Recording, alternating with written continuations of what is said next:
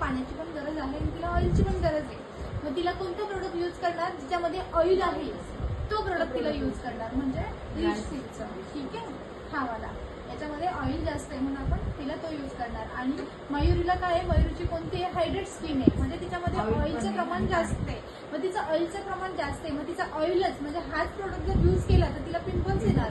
ठीक आहे, तिचा फेसला प्रॉब्लेम होणार. मग आपल्याला तिचं ऑइल कमी करायचं आहे. मग कमी करायचं आहे, मग त्याला काय, शेहनाजचा एकदम बेस्ट प्रोडक्ट आहे हे. तिला कोणतं आपण क्लिन्झर यूज करणार, शेहनाजचा. ठीक आहे, समजलं. डिहायड्रेट आणि हायड्रेट आणि ग्रीसी आणि नॉन ग्रीसी. ग्रीसी आणि नॉन ग्रीसी हे प्रोडक्टवर लिहिलेलं नसतं, ते आपण जज करायचंय. कशामध्ये ऑइल, कशामध्ये क्रीम फॉर्म, कशामध्ये जेल फॉर्म, कशामध्ये. ठीक आहे, ज्याच्यामध्ये ऑइल जास्त आहे तो ग्रीसी, ज्याच्यामध्ये कमी आहे म्हणजे क्रीमीमध्ये असेल